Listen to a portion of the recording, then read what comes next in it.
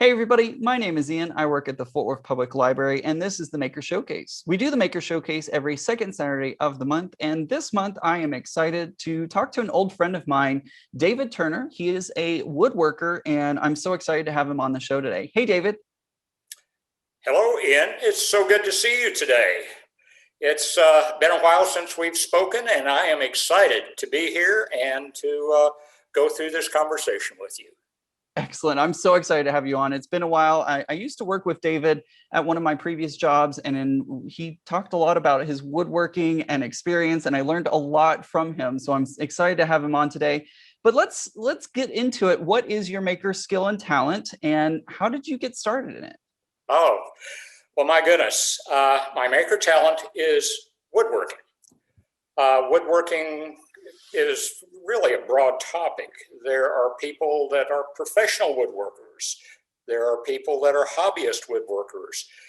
And like any other maker, when I start talking about woodworking, or the makers may talk about their particular talents, they tend to go on because there's a passion about what many of us do. And in my case, that's woodworking. And I started out a long time ago, was raised on a farm. And part of that work involved, of course, with my father. He could make anything, but it wasn't the type of woodworking you might imagine. In fact, it was mostly metal work. But he was the one that kind of planted that seed about making things. And I've kept that.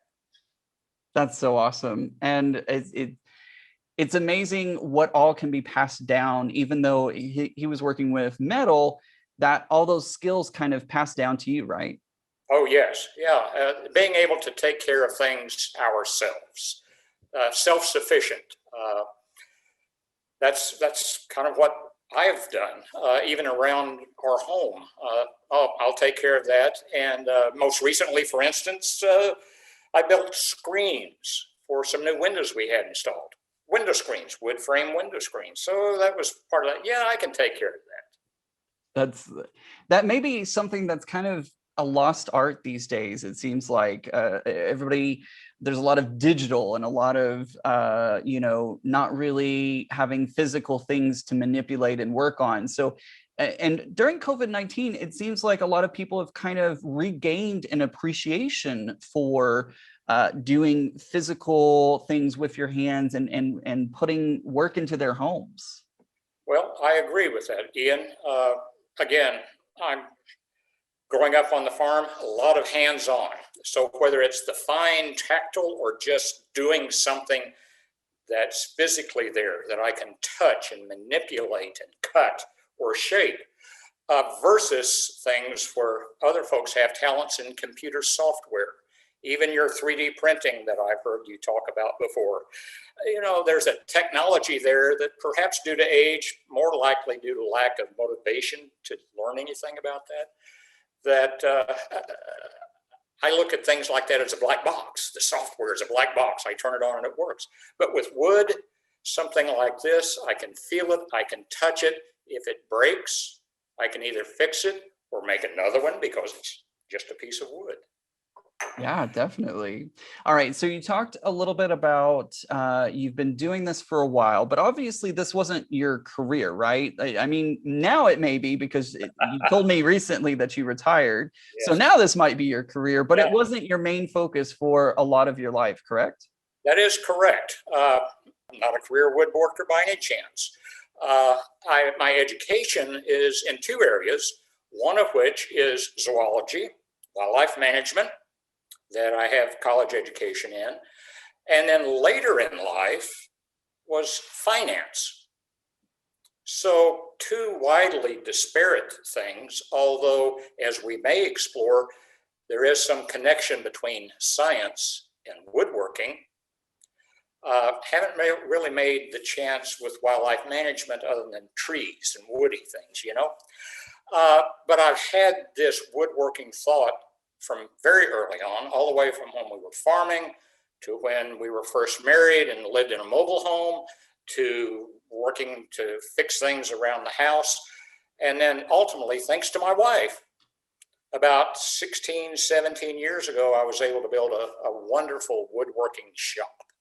So it's kind of been an evolution under, as far as professions, but with the undercurrent of woodworking all the way through. That's so awesome. It's a recurring theme for you, it seems It like. is. It is. So you talked a little bit about kind of hobbyist creation and also creation out of necessity. You know, you needed things around the house, you needed to fix things.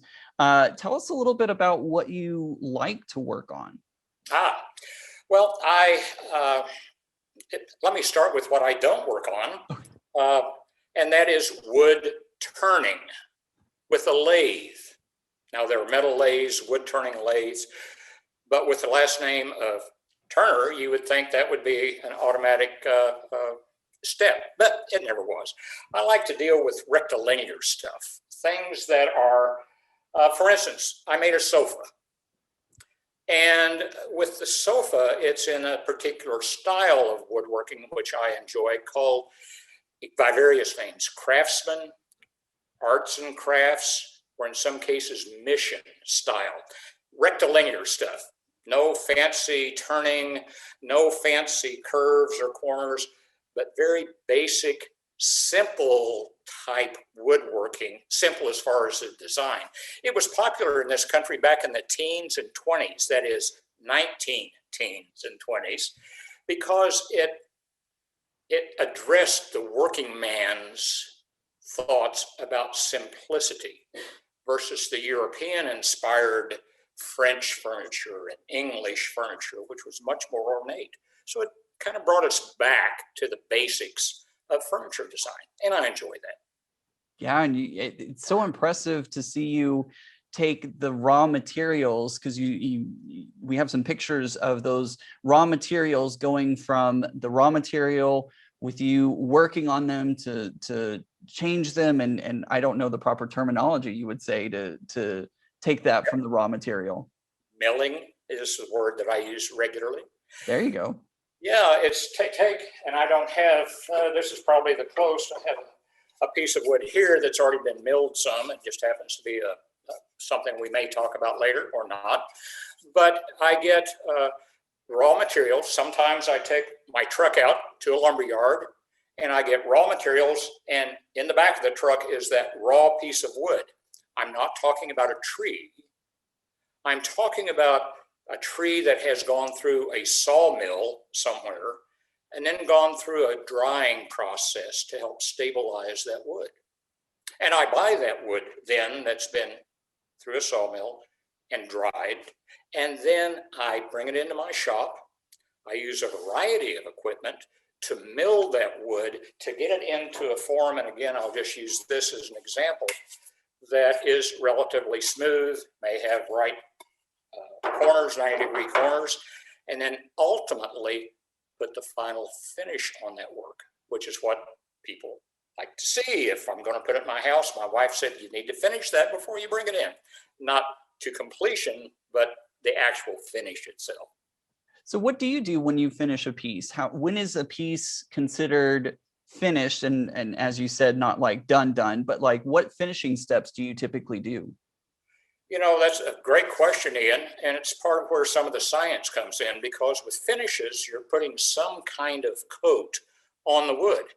And on that sofa that we were talking about earlier, just a few moments ago, I forget 6, 7, 8 different steps, different types of varnishes and dyes and stains, and finally a clear coat and a wax to build up the finish on that particular piece. Some pieces, like the ones I've been showing you earlier, these are great. The kids love them. They can chew on them. They have no finish. So these are finished. On the other hand, one of the things that we also enjoy making is this, one of our heirloom toys, is this little airplane. And you can see the shine on that using different contrast, different types of wood, the walnut, as well as the maple here and the walnut on top. So that would be the finish. This is pretty simple. It's things that you can buy at one of the big box hardware stores, the finish that is, and brush it on or spray it on, and it looks very nice and very durable. That's amazing. Now, whenever you're wanting to create something, what do you just think up an idea and run with it, or using a pattern, or how do you go about creating your designs? Yes, that's a great question. Let me start with one of my oldest projects. And the project that I built back in about 1972 is a version of this clock. The one that I built back in 1972 looks a little bit differently, but it's essentially this clock. This clock started, and excuse me here on this, with a set of plans. And here's, Oh my gosh. those that have other types of makers, talents, people that use fabric, people that sew, people that do needlepoint, people that do 3D printing. You start, I think, with a plan. At least that's one way to start. And so many of my plans, or so many of my projects, start with plans. I'll refer back to this. There was a plan for this, very simple, but it is so long and so thick and so wide. And that was essentially the plan. So that plan is necessary for what I think is a successful execution. Some I design myself. I've got an example here of a cross that's laminated. So this piece is made up, I think, of 20 some odd different individual pieces that were laminated together, glued together, cut in a little bit different shape to give this nice 3D appearance for this cross. And that one was self-designed. It was something that we felt we wanted to do, and it's, I think, a very nice piece of work. So that was in my own, created in my own mind. Yeah. That's so cool. That's awesome. And you're right. As a maker myself of several different disciplines, a lot of times I'm working from a pattern or some sort of instructions that tell me how to do it, because I'm not so good at the coming straight from my imagination. Not yet, at least. Still working on that. Yeah. Another thing we make, and I don't have an example, is our hand mirrors. Some people like to use a lot. My wife had a hand mirror, has had the same mirror forever and ever. It's wooden, it's made of wood, with the mirror, of course, in the center. And one time we thought, well, why don't we make hand mirrors? So I used her mirror as a pattern, made my own pattern from the mirror that she had. And now we use that for one of the things that we make regularly. Another thing, and this I don't remember if we've discussed previously if you were interested in chess or not. I like chess. One of the things that we did was to self-design some chess pieces. Now we have a checkerboard, but checkerboards, chessboards, okay, you've seen one, maybe a different design, different colors, but they got a lot of squares, right? We designed, let me hold these a little bit differently. Here's a couple of examples. This is the king. This is a bishop. We've got a couple more here I'll show you. A little pawn. And the knight with the ears and the horse's mane. Oh my gosh, that's so clever. You may recognize the piece, certainly, but the components is hardware store material. That's so cool. We made a complete chess set, our own design, got some inspiration ideas off the internet, but from our own design made these chess pieces.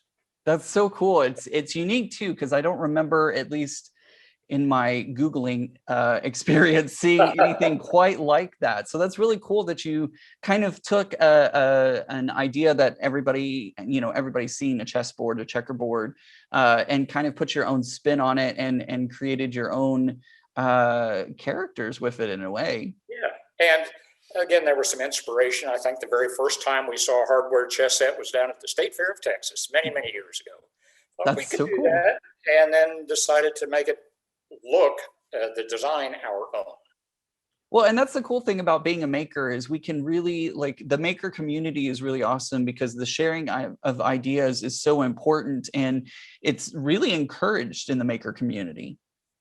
Well, the creativity, and that's one of the things I've admired. I know when you and I used to work together, I was amazed at some of the things that you all would do, particularly related to our tech trucks and some of the things that you would do. And artists just blow me away. Artists that paint and draw, just I am amazed that people have that kind of talent. But as I've talked with some friends of ours and that sort of thing about how amazed I am at their musical ability, their whatever it might be, they say, but you do woodworking. And that's a talent which this person couldn't imagine doing. So it's just, we all have our interests, our motivations, and the talents that we can bring to our makers, to our makerspace work.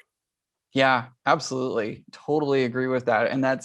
And talking a little bit about inspiration, have there been people, you talked about your dad being an inspiration for you. Are there other people or other artists that inspire you? Well, I subscribe to a couple of woodworking magazines. And early on, I think even before I built the shop, I would look through those magazines. And many of those magazines have plans in them, have photographs in them of other people's work. And there is just a tremendous number of people who are professional woodworkers and not so professional woodworkers that do beautiful work, and that served as an inspiration. There were years ago on PBS a program called The New Yankee Workshop.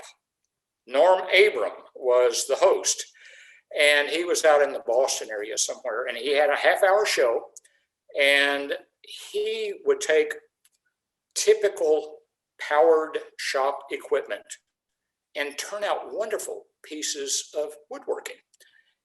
And that was an inspiration. The downside of that was then my wife had the expectation that anything I built would only take me a half an hour because that's how long it took Norm to do that. But he was an inspiration. There are some classic woodworkers, a guy named James Krenoff, who was out in California, a higher level, a higher plane of design and woodworking. And some of the people that were early proponents of this craftsman style that I mentioned earlier typically were aligned along either the East Coast, I think predominantly along the East Coast, back in the early 1900s, were just really inspired people, and as a result inspired me to try to do some of the similar things as I could. That's awesome. That's really neat. I definitely remember watching my dad watching PBS and watching This Old House and doing all sorts of getting inspiration from that. Yes. Well, Norm Abram was one of the stars, and I think maybe still is on This Old House. I haven't watched that show in forever. It's been so long. I don't even know if it's around anymore, to be honest. I haven't heard of it in a while. I think it is. Oh, yeah. Excellent. Excellent. That would bring back some memories for me. Awesome. So not only is there, when you go into your woodworking shop and I know as I'm working on projects, I tend to zone out and just kind of get into this really wonderful headspace. Does that happen to you sometimes? Yes, absolutely. When I first started doing this, I was working for a law firm, of all things, and I'm not a lawyer. I was an office administrator and helped manage the law firm. But it was a very busy job, some level of stress, as many jobs have. But part of my way to clear my mind, to get into that nice place in my head, was coming out to the wood shop. And I typically have some music going, which runs the gamut from classical to early rock and roll to easy listening to instrumental. All of that have going on my radio out here. And it just gives me a calm and peace. And as I mentioned earlier, one of the things I love about woodworking, if something doesn't work out, it's just me. It's just a piece of wood, and I cannot count the number of times I have made that same piece of wood a second or third or fourth time because of a little lack of attention or a slip or a that doesn't look right type sort of thing. And it doesn't bother me. It's just, okay. And with wood, you can either, like you said earlier in our interview, you can either go in and fix it, or you can cut a new one and start over. Absolutely. Absolutely. That's part of my needing to be tactile with things. Absolutely. And it's incredible the different, I mean, we talked about the different ways to finish. There's so many different tactile ways that wood can feel whenever you're finishing that process, right? Yeah. And I mentioned I admire those artists of whatever ilk they may be. But then I like to look at the different ways of finishing things, to not only be creative in a design that I may change, even if it's just a little bit, but then in the different ways and methods of finish. Wood dyes and stains act differently, different effect. The finishes are different types for different effect and how you might want it to look. Is it going to be a table that needs to be durable so the liquids won't bother it? Or is it something that'll sit on a shelf? We've got a piece here of a self-designed bookend that we made. And this doesn't need to have that water protection finish that, say, a tabletop might need. Yeah. And you kind of have to think about that almost from the start, right? Because it's important to think about the wood grain and the way that the wood looks, and getting those darks and lights to highlight whenever you finish the piece up, right? Absolutely. And this kind of goes along with the conversation. There is a level of art that is involved with this. I mean, that's kind of what we're talking about, but art in the sense of proportion. And architects, we see that all around us. But with woodworkers, it can be the same way. I, in addition to a sofa, built a coffee table. And that coffee table, which was self-designed, uses a top that is called the dimensions are a golden rectangle. And that golden rectangle is 1.618 to every 1, 1.618 to 1. That's called the golden rectangle. It's kind of like Fibonacci steps. And there's a math term too. I know Fibonacci is, and so is a golden rectangle. But there are other terms that are things that are pleasing to the eye. I wanted our coffee table size to be pleasing to the eye. So there's art associated with that. There's contrast, like this little letter opener. Again, the lamination, given the contrast in colors. There's a science related to that. So there are a lot of crossover, in my mind, between what I call art and what others would call art, such as proportions. Golden Triangle in Athens. Some of the early Greek structures have this beautiful proportion. You can take those dimensions of the base where all the columns are and go up a level, and it's the same proportions, and the windows or the openings are that golden rectangle. Man, there's so much. I didn't realize how much art mixed with math, mixed with everything for that. Yes, yeah. Science, one other thing is what characteristics. I mentioned how well some accept different types of finishes and others don't. I've got something here is a thing we make, just a salad tongs, okay? And I don't know if it'll show up on the camera, but this comes from two pieces of wood that are joined with a little brass rod here.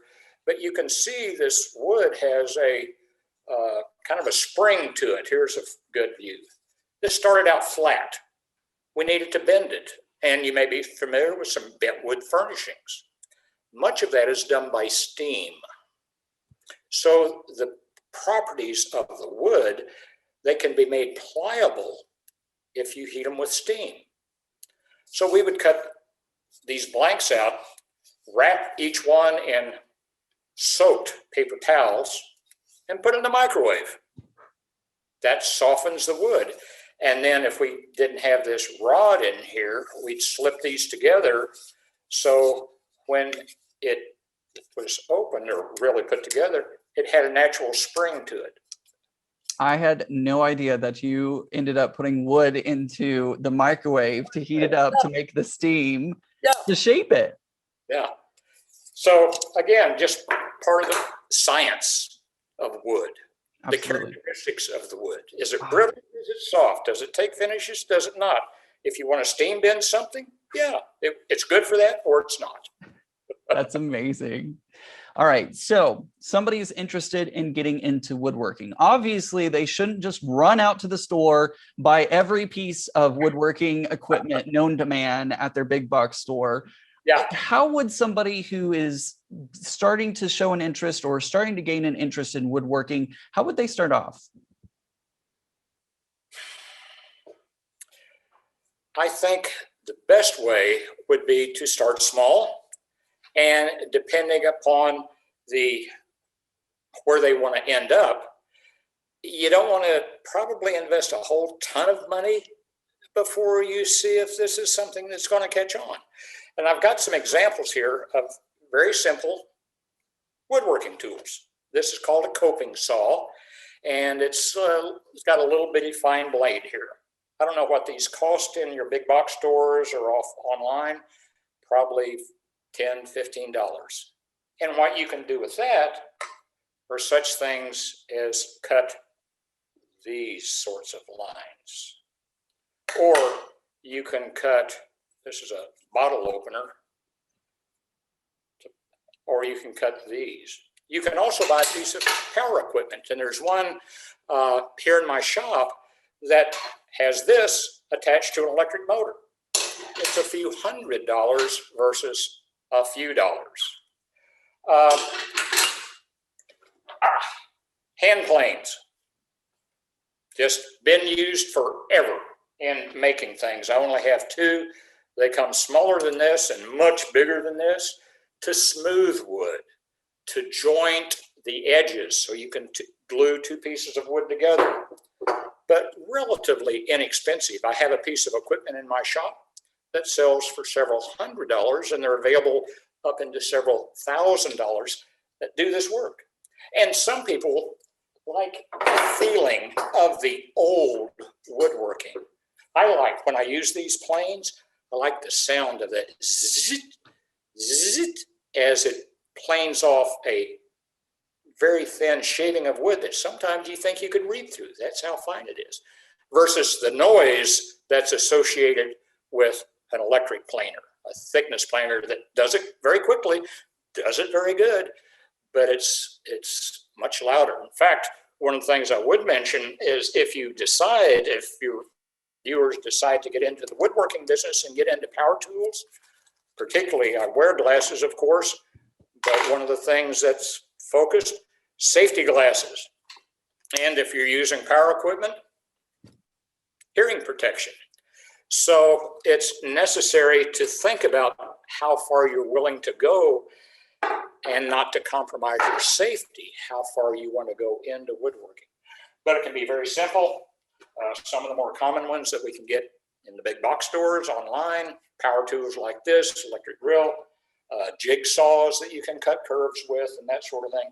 But then go to the floor, the big equipment that is on the floor can cost you several thousands of dollars. Yep. I've got a drill press over my shoulder back here. You know, this will do the same thing. I can do better with that than I can this. Yeah, I don't think I'll be starting with that big one in the back though. I would be a little nervous working with that, and I don't have a place to put that either. But that's right. That's a good point, because as I mentioned earlier, the first clock I made on the floor of a mobile home. The last clock I made was here in my shop. Some people start off very small, have a room dedicated to woodworking. If they live that's the only place they have is a spare room. Others use a garage. Garages are great, particularly if you put your equipment on rollers, including a workbench, have it on rollers. And then those of us, and I'm very fortunate, thanks to my wife who encouraged me, was to have a dedicated shop. So it can go the range from hand tools to floor-mounted power tools, from very quiet to very noisy, not much space to a lot of space. Well, and that's also the great thing about maker spaces is you don't have to have all the equipment. You don't have to have all the space. You can use those spaces and use their equipment and be able to do what you want to do in those maker spaces, but not have to pay to get all the tools and get the space for yourself. That's right. If there's a fee associated with the maker space, when you compare that to several $1,000s worth of big equipment that you may not be able to have a place for or the funds for, you can go to a maker space. And I know I think it's in Carrollton, there's a maker space that does a variety, works in a variety of media or makes the equipment available. I think there may be one in Fort Worth, I'm not talking about the one associated with the library, but a maker space that's either open or will be open soon in Fort Worth. And I presume they're scattered around all over the country. Yeah, all over the country, we have amazing maker spaces that let you join with a membership. So that way you can, like you say, it's a lot less to pay the membership fee than it is to have to pay for a space or pay for those large equipment pieces or anything like that. David, thank you so much for joining me today. I really appreciate it. Where can people find you online? Oh, gosh. Well, thank you for asking. We have a small business, and our website is turnerwoodworks.net. turnerwoodworks.net. And we'd love to hear from people that are interested in talking to us about it. And even if it's no more than talking about woodworking, it's a lot of fun. And really thank you for the opportunity to see you, to spend some time with you, and hopefully allow you and the others that'll be watching the video, give them some insight into this wonderful world of woodworking. Absolutely. Thank you for taking the time. And again, if anybody has questions, feel free to email David. He would love to hear from you. David, thank you so much. And thanks for being here today. You're quite welcome. Awesome. Bye-bye. Thanks, everyone. And remember, we do the Maker Showcase every second Saturday of the month. So come back next month and check out our guest then. Bye.